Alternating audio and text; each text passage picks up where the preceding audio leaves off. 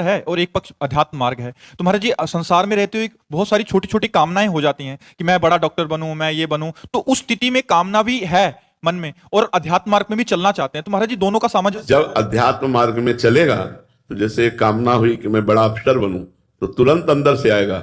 यदि तुम्हारे प्रारब्ध में है बड़ा अफसर बनना तो बन जाओगे, अगर प्रारब्ध में नहीं है तो नहीं होगा। इसलिए तुम कामना मत करो, अंदर आ जाएगा। तुम चाह क्यों करते हो? बनना होगा बन जाएगा, नहीं बनना होगा नहीं बनेगा।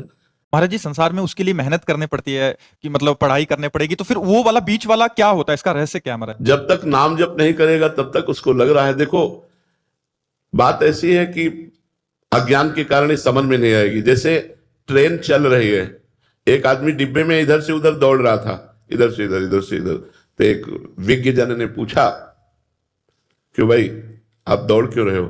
उनका मुझे अमुक स्टेशन जाना है। अरे बोले तू पागल है, तू बैठ जा, ट्रेन चल रही है, ट्रेन चल रही, तुझे दौड़ने की जरूरत नहीं है।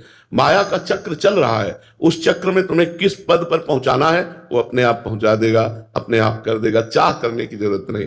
जैसे हमारी चाह जो थी, हम अपनी चाह बताते हैं। हमसे पूछा था एक संत ने यही वृंदावन में कि आपका लक्ष्य क्या है, आपकी चाहत क्या है?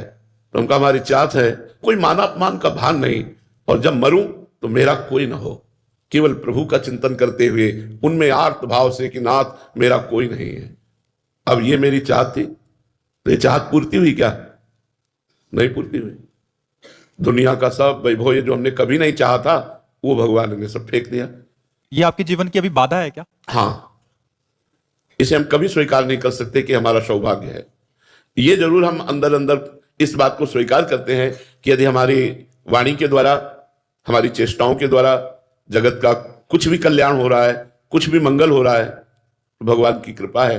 बका ये यश कीर्ति, ये रुपया पैसा, ये मकान दुकान, ये हमारा न लक्ष्य था न है, और ना आज हमारे नाम है कुछ। तो अन चाहे अन मांगे आगे आवेगो, जो हम आपको बताना चाहते हैं कि यदि हमारे भाग्य में वैभव लिखा है तो हम ना चाहते हुए भी वैभव संपन्न है।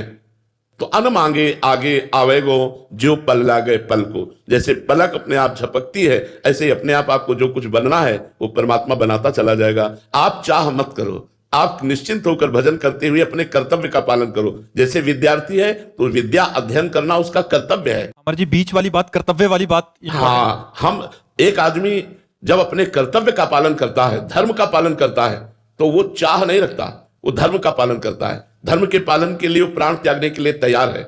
जैसे ये हमारे भारत के आर्मी